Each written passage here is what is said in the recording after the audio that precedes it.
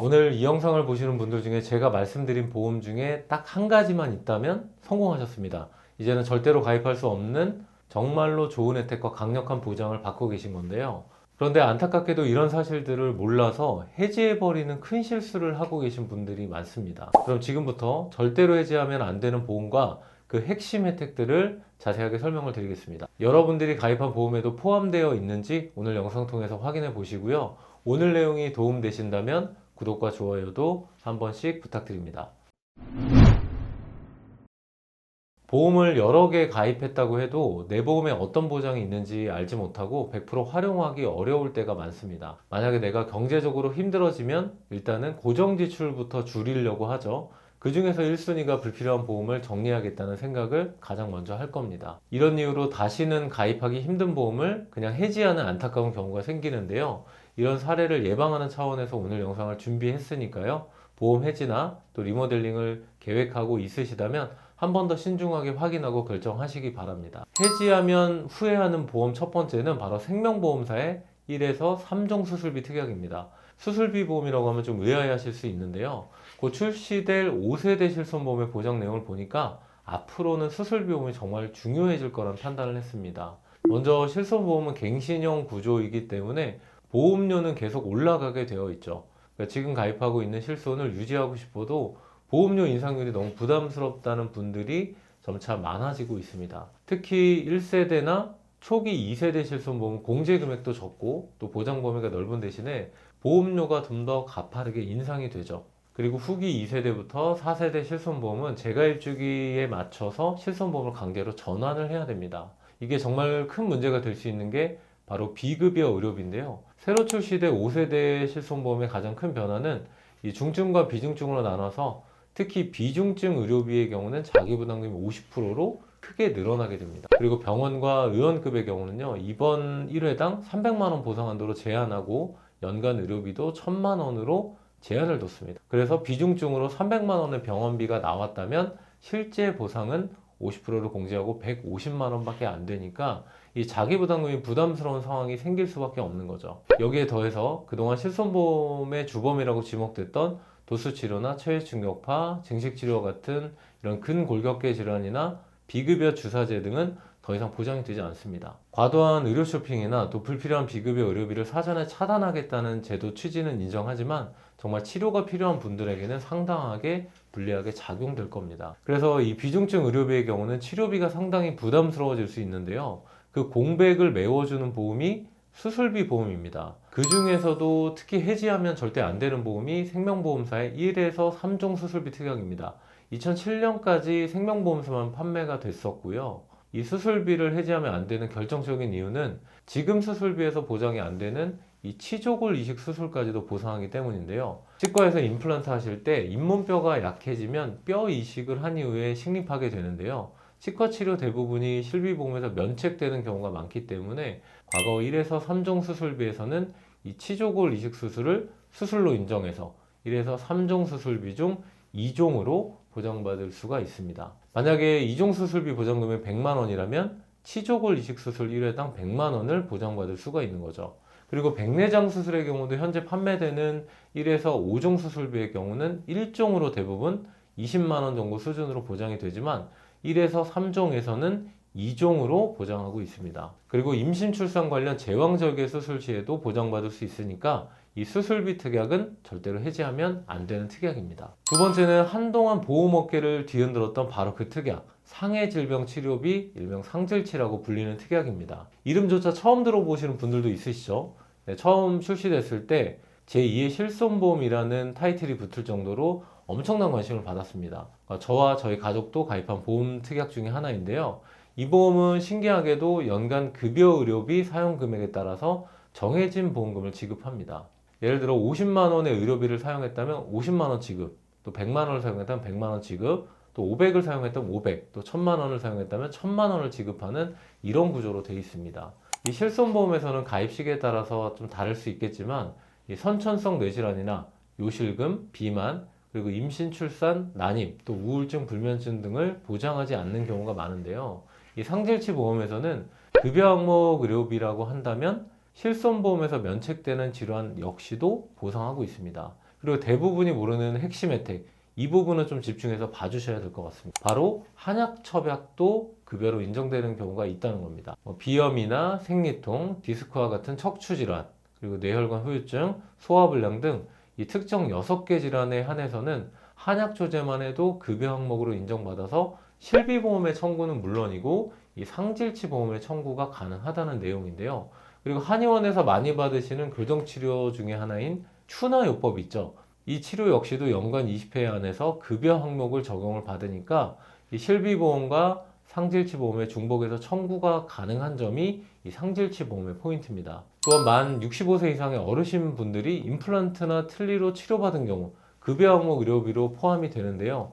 이런 경우 실비보험도 청구할 수 있지만 이 상질치보험 역시도 급여 항목은 청구 대상에 포함이 됩니다. 이 항목들은 정말 몰라서 청구조차 생각하지 못한 경우가 많았을 겁니다. 이 보험이 빠르게 단종된 이유는요, 보장 조건이 너무 좋아서가 문제였습니다. 예를 들어 연간 480만 원 정도의 의료비를 사용했다면 실제 보험금 지급은 200만 원 구간에 맞춰서 지급하게 되는데요. 하지만 20만 원의 병원비를 더 채워서 500만 원 구간을 맞추려고 합니다. 어떤 고객분은 이 상질치 보험을 무려 5개나 가입했다는 분도 있었는데요.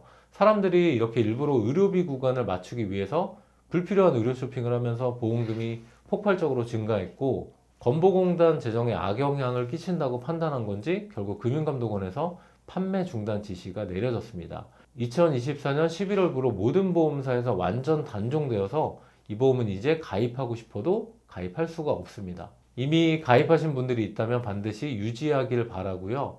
향후에 급여 의료비가 좀 더 많아진다면 이 상품의 가치는 좀 더 올라갈 것이라고 판단됩니다. 세 번째는 대형 생명보험사에서 2003년 이전에 판매됐던 여성 전용 보험입니다. 대부분 10년 납입 조건으로 가입했기 때문에 납입은 모두 끝난 상태인데요. 그런데 문제는 납입이 끝난 뒤 오랜 기간 지나면 해지환급금이 납입한 원금보다 커지기 때문입니다. 그래서 경제적으로 좀 힘들어지거나 급하면 이거 그냥 해지하겠다라고 생각하는 거죠. 하지만 절대로 해지하면 안 되시는 이유는 여성에게 흔한 이 만성질환을 강력하게 보장하기 때문입니다. 예를 들어 갑상선 질환, 당뇨, 고혈압, 관절염, 무지외반증, 요실금 수술.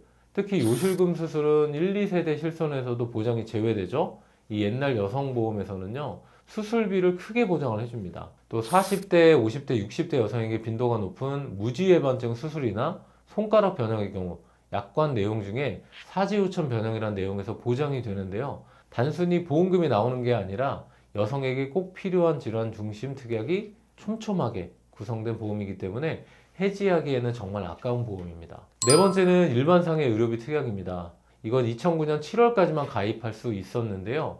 기존의 상해 실비는 입원 한도를 3천에서 1억 원 한도, 또 통원은 10만에서 30만 원 이렇게 해당 한도가 정해져 있었는데요.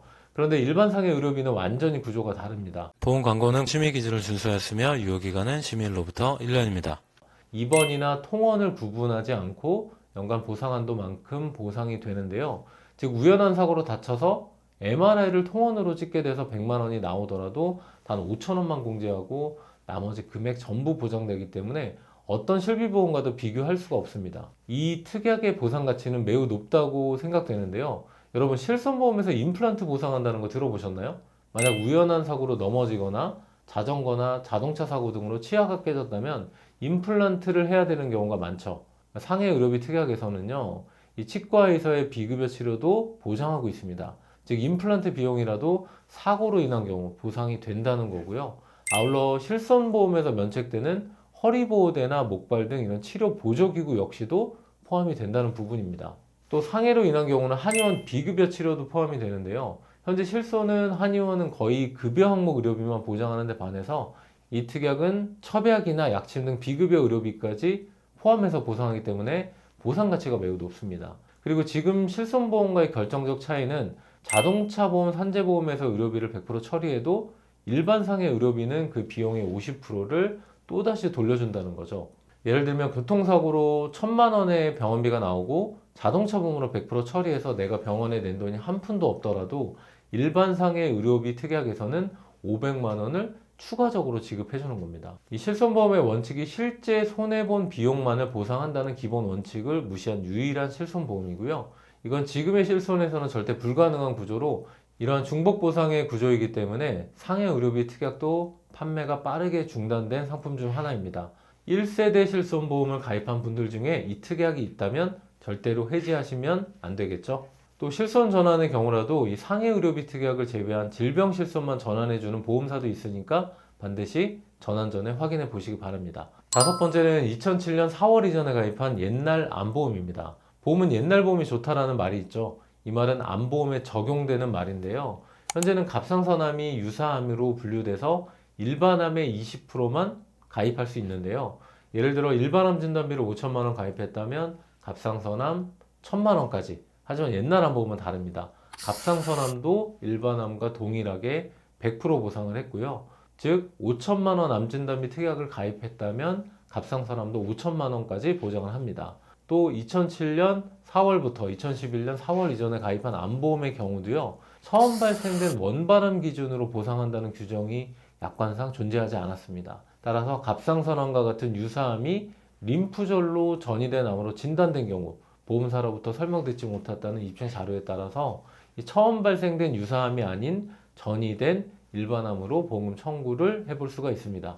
갑상선암은 굉장히 중요하죠. 한국 여성암 발병률 상위권을 차지하고 있는 만큼 적어도 이 시기에 가입한 암보험은 고객에게 훨씬 더 유리합니다. 또한 2020년부터 2022년 당시 판매됐던 유사암과 일반암 진단비를 동일하게 1대1로 구성한 암보험도 해지하시면 안 되는데요. 암 진단비를 5천만 원 넣었다면 유사암도 5천만 원을 넣을 수 있었는데요. 유사암의 경우 최초 1회암이 아니라 갑상선암과 기타 피부암, 경계성 종양, 제자리암 각각 1회씩 지급하기 때문에 유사암 보장 금액은 최대 2억까지 보장받을 수 있는 겁니다. 이 시기에 암보험도 절대로 해지하시면 안 됩니다. 마지막 여섯 번째는 일상생활 배상 책임보험 특약입니다. 대부분 사람들이 잘 알고 있고 많은 분들이 가입하고 있지만 특히나 2009년 8월 이전 가입자라면 절대로 해지 금지입니다. 요즘 판매하고 있는 일배책 보험은 자기 부담금이 20에서 50만 원으로 늘어났고 또 3년마다 갱신되면서 보험료가 인상될 수 있습니다. 실제로 최근에 보험료가 많이 올랐고요. 그만큼 청구가 많아졌다는 반증이죠. 특히나 누수사고 등으로 청구가 굉장히 많아졌고 이제는 많은 분들이 이 보험의 쓰임새를 잘 알고 있기 때문에 특히나 예전에 가입한 일배책은 누수사고나 물건의 파손 등으로 인한 경우도 자기부담금 단 2만 원에 1억까지 보장을 했고요. 갱신이 없는 구조였습니다. 또 이 시기에 가입한 일배책의 경우 현재 판매되는 가족 일배책 보험보다 보상 대상자의 범위가 훨씬 넓기 때문에 가족 중에 한 분만 가입돼 있어도 가족 전체가 보장받을 수 있습니다. 본인과 배우자는 물론 본인과 배우자의 자녀 그리고 부모까지 보상 대상자에 포함하고 있기 때문에 현재 판매되는 일배책의 범위보다 훨씬 더 넓은 범위를 가지고 있습니다. 많이 청구되는 일배책 보험의 사례로는 우연한 사고로 남에게 피해를 준 경우 보상하는 기본 전제로 주택의 소유사용 관리하에 생긴 피해에 대해서도 보상하고 있는데요. 다만 일상생활 중 배상 책임을 보상하기에 직업활동에 관련된 사고는 보상에서 제외됩니다. 청구가 비교적 많이 되는 사례로는요. 우리 아이가 놀이터에서 공놀이 하다가 차를 망가뜨려서 수리비가 300만 원이 청구됐다고 해도 자기 부담금 2만 원만 부담하면 전부 해결할 수 있고요. 다른 사람의 휴대폰이나 노트북을 실수로 파손했다면 이 경우도 포함될 수 있겠고요. 또 많이 모르시는 경우 중 하나가 만 14세 미만의 자녀가 친구와 싸워서 다친 경우 이 아이는 법적 책임 능력이 없는 아이이기 때문에 이 경우 법적 책임이 부모에게 돌아갑니다. 따라서 일배책에서 보상이 가능한 거고요. 가장 많이 고객분들이 물어보고 청구가 많이 되는 사례는 역시 우리 집에서 아랫집으로 물이 새는 누수 사고가 생긴 경우인데 누수 탐지 비용은 물론이고 아랫집의 인테리어 비용까지도 역시 일상생활 중 사고로 포함해서 보상하고 있습니다. 이외에도 정말 다양한 사례들이 있는데요. 여러분 도대체 난 어떤 보험이 있는지 모르겠다 하시는 분들도 많으시죠? 검색창에 내 보험 찾아줌을 입력하고 본인 인증하고 들어가시면 가입한 보험사, 상품명, 그리고 청구 보험금, 휴면 보험금까지 한 번에 모두 확인할 수 있습니다. 단 새마을금고, 신협, 우체국, 농협, 공제조합은 조회되지 않을 수 있고요. 오늘 말씀드린 6가지 보험은 정말 다시는 가입할 수 없는 정말 강력한 혜택을 갖고 있습니다. 경제적으로 조금 힘들더라도 이 보험들은 꼭 증권 확인 후 신중하게 해지를 결정하셔야 됩니다. 더 궁금하신 보험이나 또 청구 관련 문의가 있다면 언제든지 편하게 물어봐 주시고요. 저희 진짜 설계사 보험 분석팀에서는 10년 이상의 보험 전문가들이 한 분 한 분 최선을 다해 상담하고 있습니다. 댓글창에 오픈 채팅을 클릭하셔서 편하게 문의 주시면 됩니다. 오늘도 긴 영상 시청해 주셔서 진심으로 감사드립니다. 보험 광고는 심의 기준을 준수하였으며 유효기간은 시민일로부터 1년입니다.